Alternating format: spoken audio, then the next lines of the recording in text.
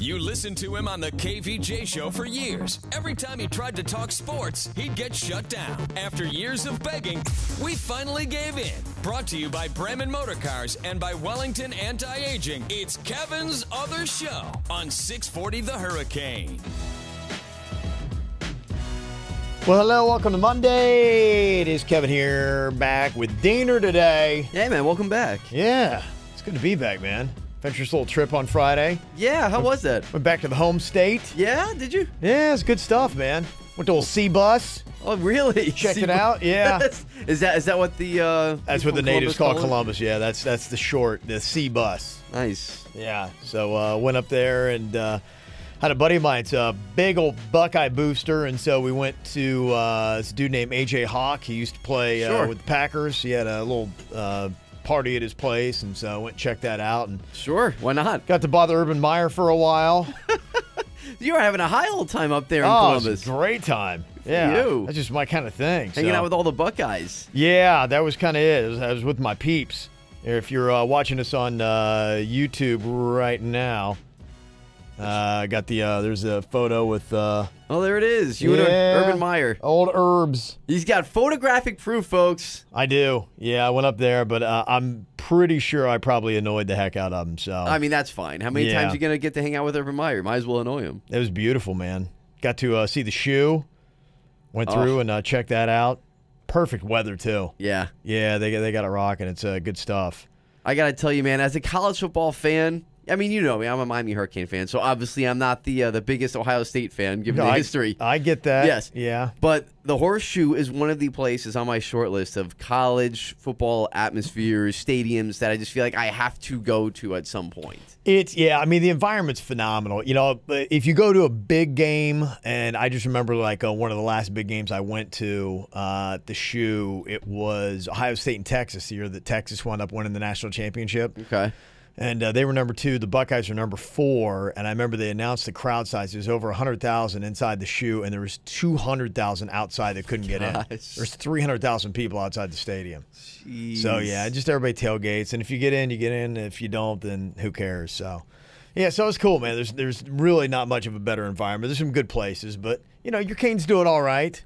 They're getting there. It's a different flavor, though. Yeah, you go to a Canes game, and they got, like, DJs in the parking lot. It is. There's a lot less clothing, and, yeah. That's true. Gets a little bit rowdier sometimes. Yeah, that's for sure. Yeah, better bring those brass knuckles. It really just depends on what crowd you want to be in, which type of segment of the crowd are you in. I'm kind of the guy that just does my own thing. I don't want to be in the fights. You just kind of like chill, huh? I do. Get out of the way. Yeah, pretty much.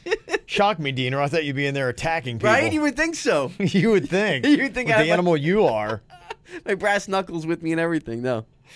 You know, it was interesting, though, being in Columbus on Friday, and I did not hear one person. Now, it's not Cleveland, keep in mind, but I did not hear one person bring up the NBA Finals at all. Really? Not at all. The entire night. Nobody mentioned it. There was no talk of it. In fact, I forgot it was going on. It was like the next day. I was like, oh, yeah, well, I'm not surprised by the outcome.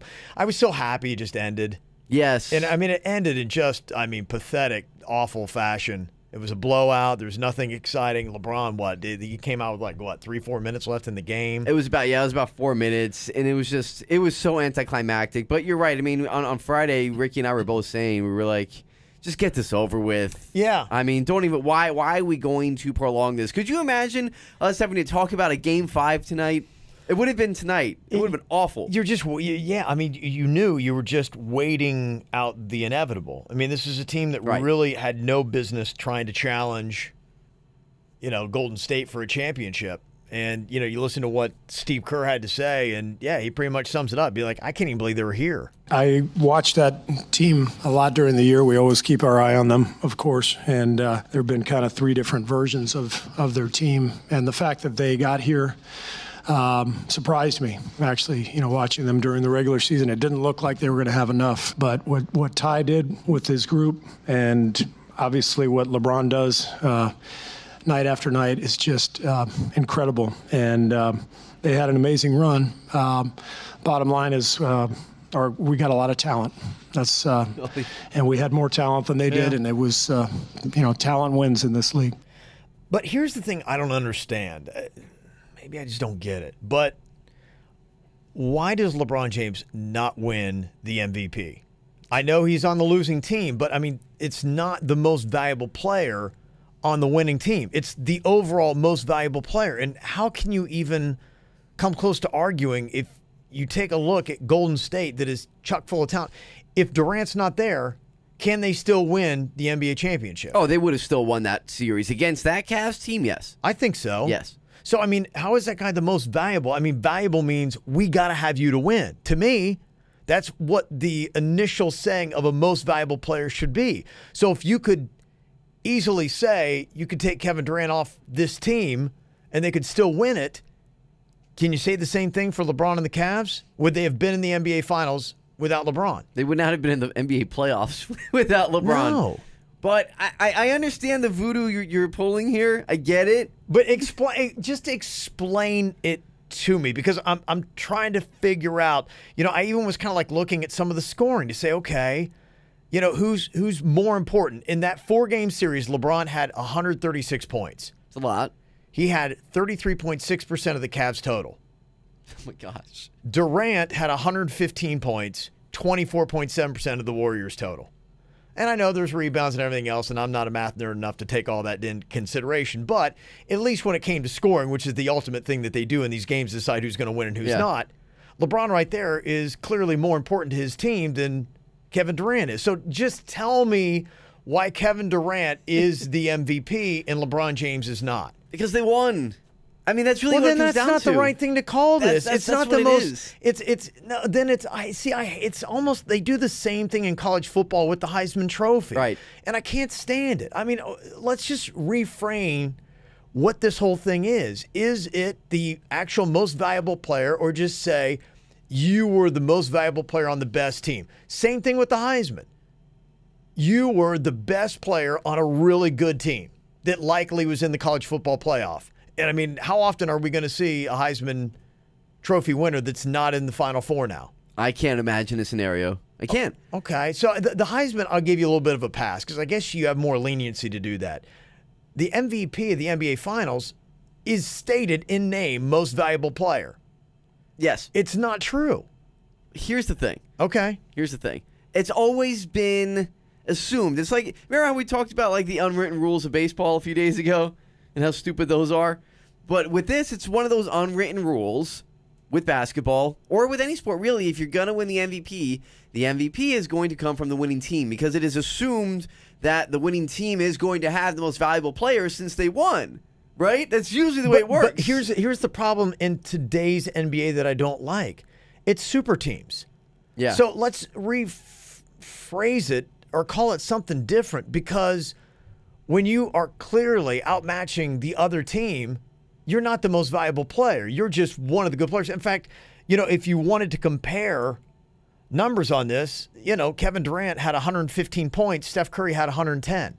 So how far is I mean, it's pretty much a wash. And I'll be honest with you, I was actually, I shouldn't say surprised, but I thought Steph Curry was going to get the MVP. I thought he should have got the MVP. He set the tone for that series in the first couple of games. He had that one game where he got 11 points. That's what ruined it. And that was the whole thing. If he wouldn't have tanked that one game, then he would have been the MVP. They both had their moments. Durant essentially had the championship-winning shot in Game 3 when he hit that 26-foot three-pointer to put them up by 6 with like 20 seconds left. It was a 3-point game. Yeah. It was essentially the title-winning shot. Absolutely. So if you want to look at it that way, dagger. It was the dagger in the whole thing. Well, yeah, if we're not going to add up numbers and numbers don't make sense and it's not going to be the true MVP, then yeah, you've got to find these arbitrary moments in the championship then in the final series to say, okay, then let's give it to him because of that moment. But I think the problem that we're having here is that LeBron is such an outlier. He's the outlier in this conversation. But he's the most valuable player in the NBA, period. He is. To any team and anything that happens. He is. I will not argue that. But because he's such an outlier, because he's so talented and so valuable to whatever team he's on, it's going to look silly when the other guy wins the MVP in the finals. When, look, you're right. He is the MVP of the finals, but his team got swept, so he can't win. I just don't like it, because when we go back and compare great players, you go back and look at their MVPs in the finals. I mean, that was the one stat when we were talking about how ESPN ranked them. It was the titles they won. Finals and MVPs, yeah. So, I mean, it's not fair to this guy, because we can't stop this stupid argument between who's better, who's the GOAT. It can't be stopped, right? It can't be stopped. It's like LeBron. The argument itself can't be stopped. LeBron had 748 points in the postseason, right behind Michael Jordan's 759 in 1992, and even Steve Kerr had to bring up this argument. I get asked all the time about, MJ, LeBron, and it's such a difficult question to ask. All I know is they're the two best players that I've ever witnessed. They're very different, but however you want to rank them, they're right there together. Mm-hmm. For a guy that hates politicians, he sure sounded like a politician there. I know, right? Yeah. By the way, Steve Kerr got his 8th ring. Unbelievable. Do you know who has the most? Is it Riley?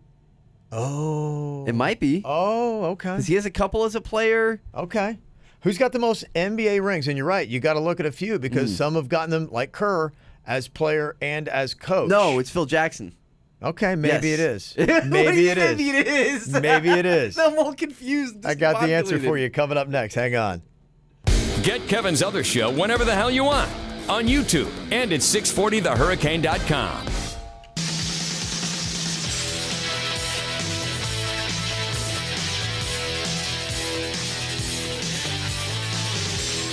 All right, Steve Kerr picked up his 8th NBA championship ring. It's a lot. It's a lot of rings. It's pretty good. Yeah. What is that? Is it 6 as a player, 2 as a coach? 5. 5 as a player. 5 as a player, 3 as a coach now. Okay. 3 and 4 years with Golden State. Okay, so who has got the most? Period. Now, you had thrown out Pat Riley a second ago. That was your first guess. Mm-hmm. Pat Riley has got 5 championship teams, head coach. Right. 4 with the LA Lakers during their Showtime era in the 90s, and 1 with the Heat in 2006. Mm-hmm. So he's got 5 total. Now it's 5 as a coach. As a coach. So he's got 2 as an owner for 12 and 13 when the Big 3 came down here. Yeah. So that's 7. And he does have one with, was it the Knicks that he played it with? Or the Lakers? He has got, he never won with the Knicks.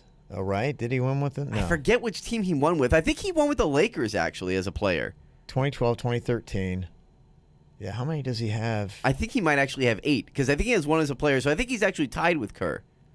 Okay, so you've got him at 8 rings? That's my math. It could be wrong, but I'm pretty sure. Okay.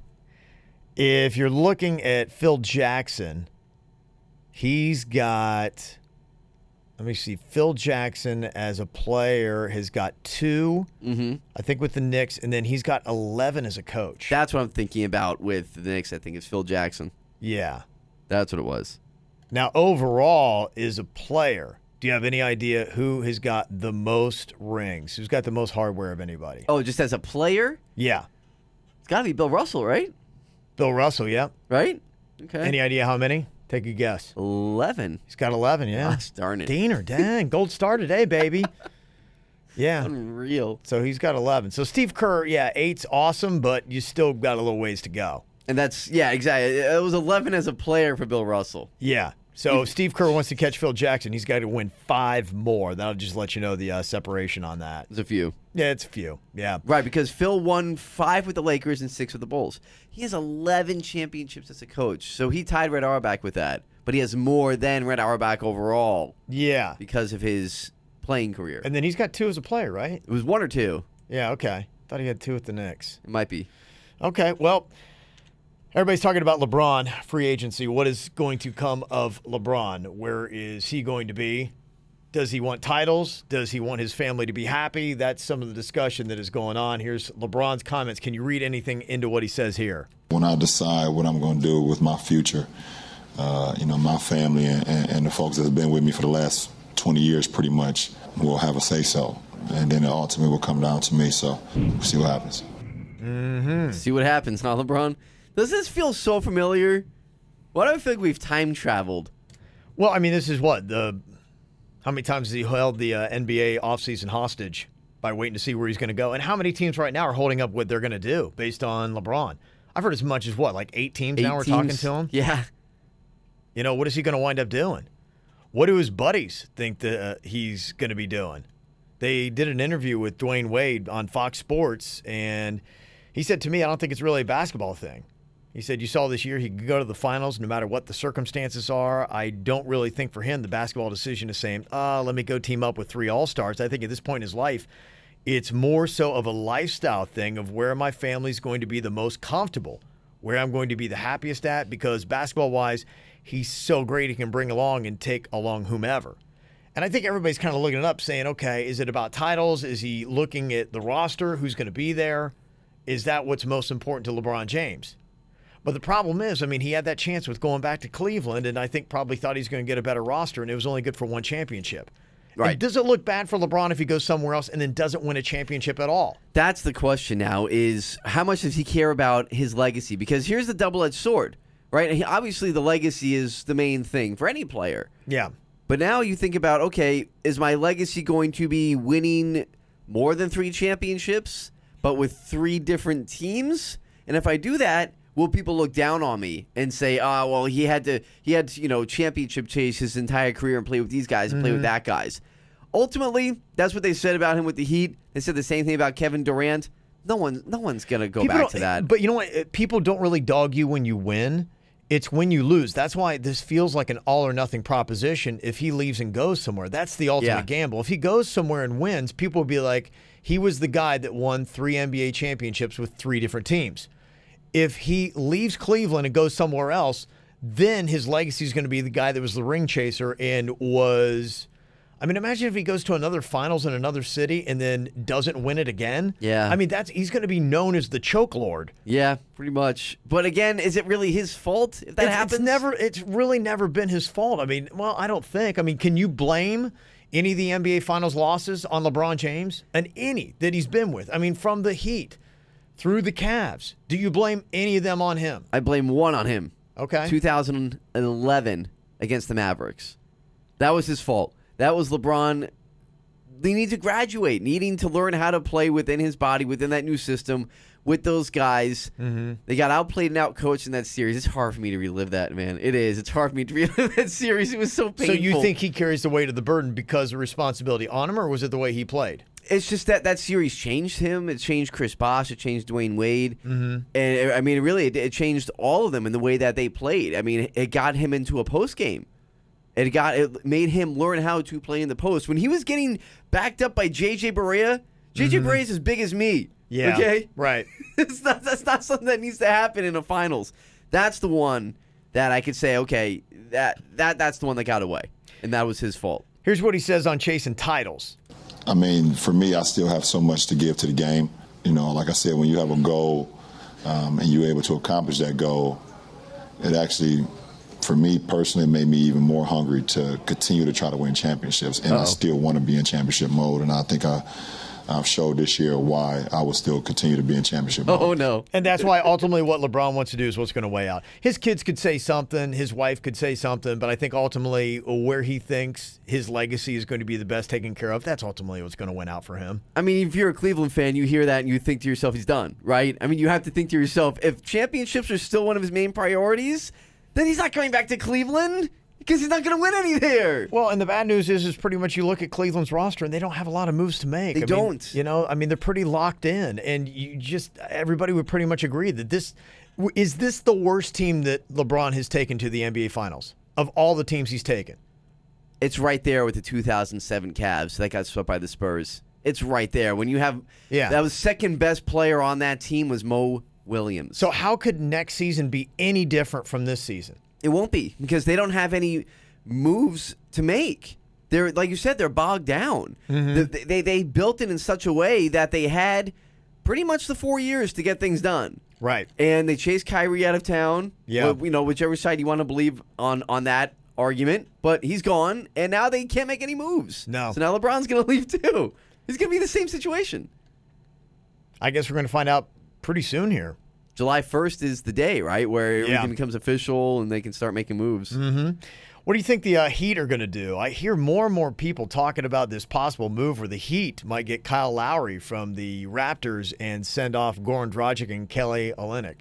That's a guy that they've been rumored to be going after for, I would say, the past 3 or 4 years, Kyle Lowry. So for me, I'm a little jaded against that one.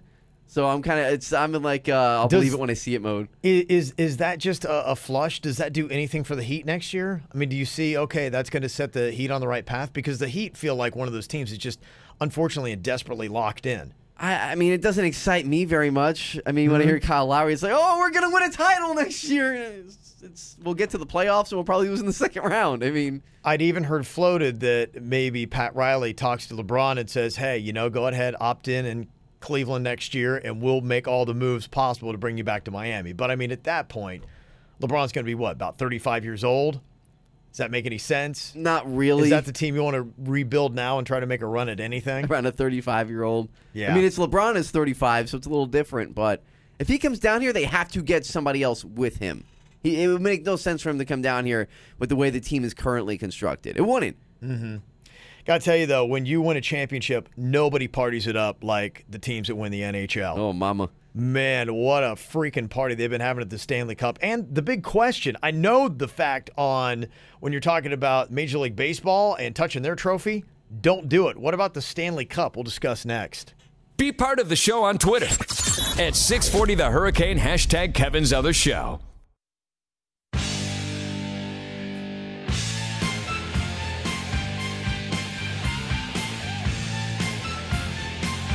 I don't think anybody parties better or harder after they win a championship than hockey. It's impressive. I mean, I was just kind of like on social media over the weekend, feeling like I'd beaten myself down on Friday, and I'm like going, oh my gosh. I'm looking at Ovechkin, exactly what he was doing. I don't think he stopped partying for 48 hours. I don't think he stopped yet. No, he probably still is going.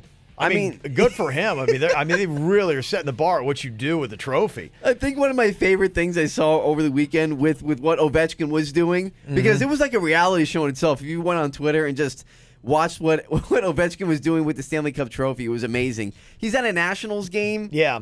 It wasn't a TV spot. It wasn't a promo within the game that they were showing the Jumbotron. He's just standing there in the outfield upper deck with the Stanley Cup trophy, holding it over his head, like in the club section, celebrating. Yep.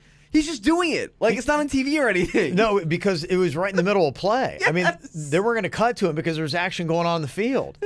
And the thing that was funny, too, it's like it looked like it was just him. Like, is he just... Is he just putting the cup in his car and then just driving out? Like, where's everyone else? It's just like him and the cup, and he's doing like keg stands out of the thing. He was. No, there was no one there at the game. He was standing. That's a great point. He was standing there in the club section by himself. Yeah, with the Stanley Cup. It's just like him, and then he's out partying and just, I mean, look like he's having an amazing time. And then he's out to dinner, and Ivanka Trump and her husband, Jared Kushner, are out there. Right.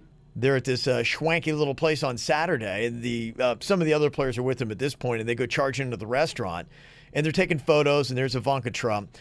Now, everybody's going crazy, and of course, if anybody with the name Trump is going to do anything, they're going to get totally blasted. But it brought up the question because I was looking at all the comments saying, she's touching the cup. You don't touch the cup. Can't do it. You can't touch the cup. But that went against, I thought you could touch the cup. Now, in fact, when we were in here and the Astros brought in, the trophy. Right. I'm like going, oh, this is great. And I saw Jaybird on our KVJ show, and he's over there pawing all over the trophy. And I just went to go over to reach for it. And the rep from the Astros was like, dude, you can't touch that. He's like, no one, unless you earned that trophy, you can't touch that trophy. Like, what do you mean? He was like all over it. He was tonguing that trophy. I can't just touch it. You didn't get to touch it. They are very strict, and they have a handler who has gloves on that will not let you touch that trophy. And apparently somebody from the organization has to handle it the entire time. And they put it in a case and everything else. They don't mess around with it. Yet the Stanley Cup, you see it like parading through. I thought you could touch the cup. I thought there was a different rule with this too, actually. And apparently it's all the same. So, I mean, are you not allowed to touch any of the trophies? Like the Lombardi Trophy, Stanley Cup, you can't touch them at all? Well, what I saw, and I was just looking at some people's comments, and I couldn't find a clear answer. I just did a real quick web search on it. Some people are saying that if you are chasing the cup, you can't touch it until you've earned it. But Sure. that would mean if you're a hockey player, you're in the minor leagues, or you think that one day you might somehow have a chance to win the Stanley Cup, that ain't happening for me. Right. So if I see the cup and somebody's going to get free and clear, I am touching I'm doing a keg stand off of the cup. I mean, I'm doing whatever I can. Do what Ovechkin did. I'm going to drink from the cup. Did you see that video, by the way? He looks so trashed. Oh, yeah. He was so trashed. But, I mean, you're a hockey player. I mean, do hockey players party harder than anybody else? If you had to rank who parties the hardest, I think after what I saw, I think that hockey is number one. I think baseball is probably number two. Baseball's pretty insane. They go pretty hard. Yeah. Football actually doesn't seem like they get too crazy. It doesn't seem like it, right? No. I mean, and same thing with the NBA. I was going to say the NBA unless J.R. Smith is involved. I don't believe J.R. Smith. He ain't drinking it out, yeah. He got some other ways. That dude, you talk about Ovechkin. Ovechkin will look at J.R. Smith and be like, oh, man, you party really hard. Yeah. When the Cavs won that title a couple of years ago.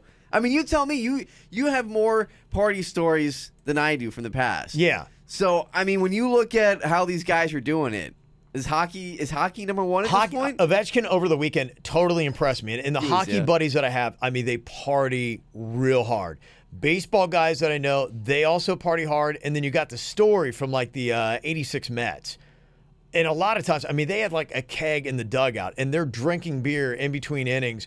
They're back there doing blow. Like, I mean, that's a true story, right? Yeah, I think they had like groupies back in. I mean, they did. I mean, that's even more impressive than hockey. That's why, to me, if you're talking about the party sports, I mean, it's hockey or baseball. But yeah. Just seeing the way that hockey goes out with the cup, and you see what Ovechkin did this weekend. To me, he puts hockey ahead of baseball. He did hockey well. But those two are like, I mean, they're blowing everybody else out. And why can't we touch a Stanley Cup?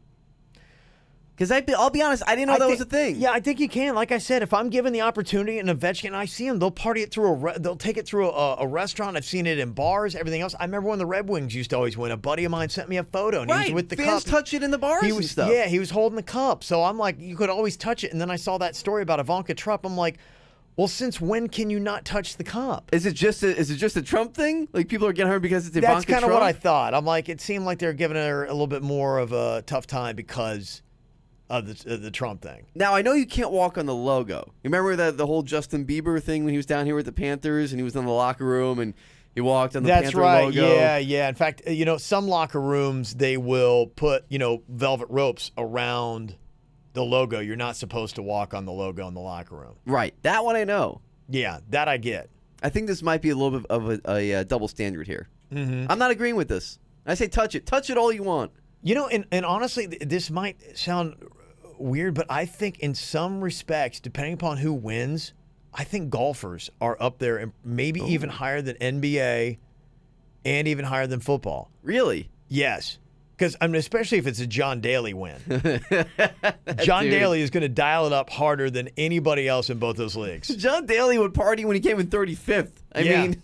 No, he dials it up. I mean, shockingly, golfers party pretty hard. I'm like, I find it shocking. And you got a big one coming up this week. Have you seen the pairing for Tiger Woods in the U.S. Open coming up on Thursday? I mean, it totally slipped. I'll be honest. It totally slipped my mind that this was coming up this Thursday. Yeah. I did not see this. It's because big. you know what it is? The World Cup. The World Cup starts on Thursday as well. So I've been in World Cup mode. Yeah, this is actually a pretty big week. It is. He's with Justin Thomas and Dustin Johnson. Really? Last week's number one and this week's number one. Oh, my gosh. Yeah. And then always every tournament starts with the speculation of, can Tiger Woods come back and repeat what he did in 2008? Which conversation is more tiresome, LeBron versus Jordan or is Tiger back? Gosh, LeBron is more tiresome because I've heard a lot more of it, but the Tiger one is in close second. You're right. It is, right? Just overdone, retreaded sports arguments that I'm so sick of hearing. Do you see how Dustin Johnson won over the weekend? He did something I will never do in my entire life. Drills an eagle, a walk-off eagle. Now, they called it a walk-off eagle, but I don't get it because he still won by 6 strokes. So, I mean, maybe the guy that he beat was, close with him when he finished on 18. But he hit a 9-iron from 170 yards out and, bam, drilled it. It's pretty awesome Have you ever stuff. seen anybody do something like that? I mean, it's pretty badass. He could have put more celebration into it, and that's part of the problem with golf. There just was that smirk, and it was like, come on, man, give me more. See, that's what I'm talking about. It's hard to see golfers be like really big partiers because they're so reserved on the course. Yeah. Maybe that's what it is. Maybe they're like that girl who grew up in a strict house, like a preacher's daughter type scenario. Yeah, but then you hear the stories of like what Tiger Woods was doing all those years Exactly. and we had no idea. They get off the golf course, they're all reserved. Yeah. They get off the golf course, and that's when they let loose. That dude was tearing it up. And big congrats, Ricky Fowler. I don't know if you saw on his Instagram over the weekend. Looks like he was probably up on Jupiter Beach. He got engaged to a fitness model. Of course he did. Of course he did. Why wouldn't he? He totally blew off the tournament over the weekend just so he could hang out with a hot fitness model and get engaged. So good for him. Yeah, he'll be out this weekend. Have you heard the amazing amount of money that Justify, the Triple Crown winner, is going to get in stud fees? No. It's unbelievable. Oh, man. It just goes to show you how much money is in this. And some really cool news about seeing Justify in South Florida I'll tell you about coming up next. You can tell his wife, just don't tell those other guys. It's Kevin's Other Show on 640 The Hurricane.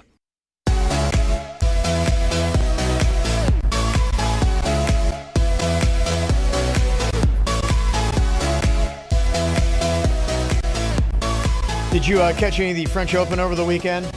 I didn't see as much as I wanted to. Talking about like people at the trophy that don't seem to party. Right. Tennis people don't seem like they get crazy at all. No, they don't, right? And I think it's because of who wins. Like, Federer's won so much throughout, like, the past 20 years. He seems like he is so vanilla and boring. So vanilla. Pete Sampras, you go back.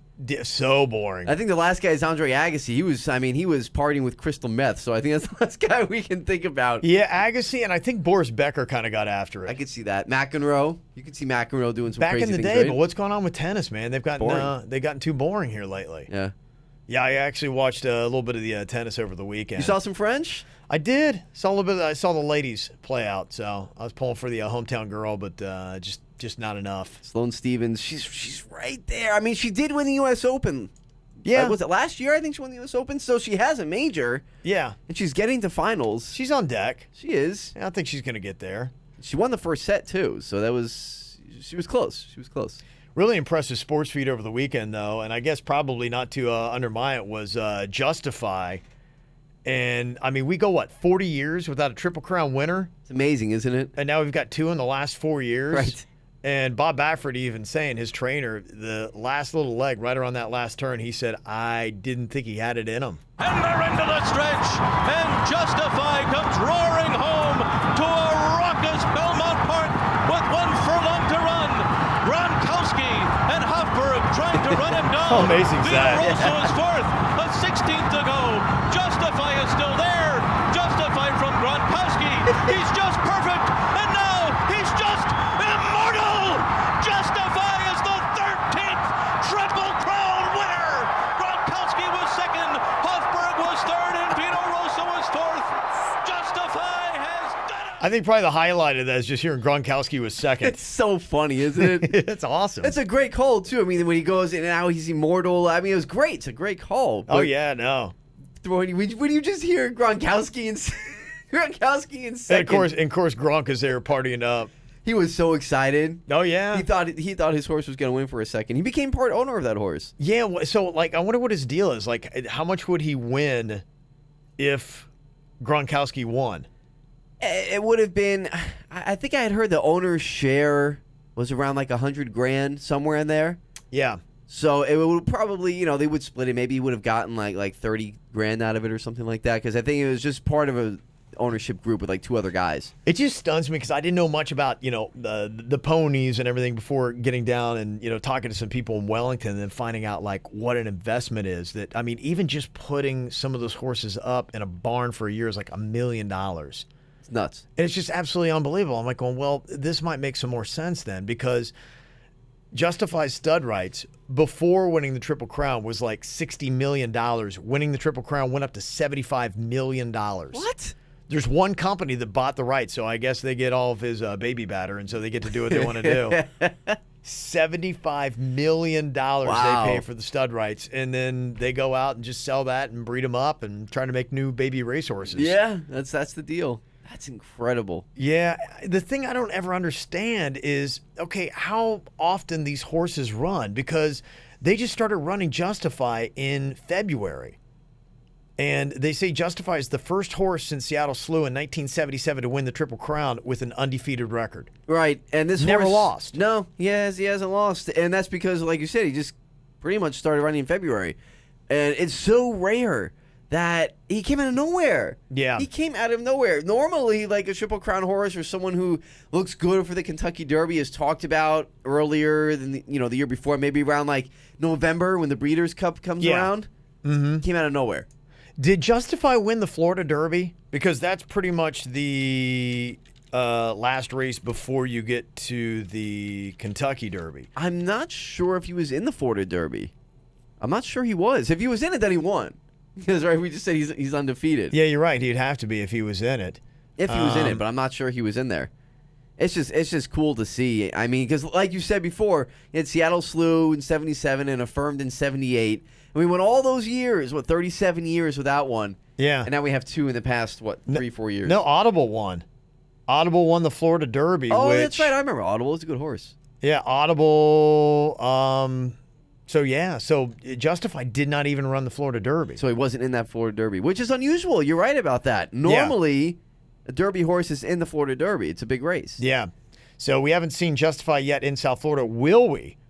They're saying that they're going to run the horse likely for the rest of the year, and Justify's last race will likely be at next year's Pegasus World Cup at Gulfstream Park in Hallandale. Nice. Yeah, because how much money it is. They've only been running that a couple years, and I don't know if you've heard the whole thing, but it's like you got to put in $1 million, and there's only 12 horses, and then you win it. I think you win the whole kitty. It's $1 million buy-in for the owners? It's $1 million buy-in. Gosh. Yeah. So you got to reserve your spot at the gate and either enter a horse then in that spot, or you can sell or lease your spot to another owner. Wow. So I think the purse is like $12 million, and they believe that Bob Baffert wants to chase that cash. Why not? And get that coin.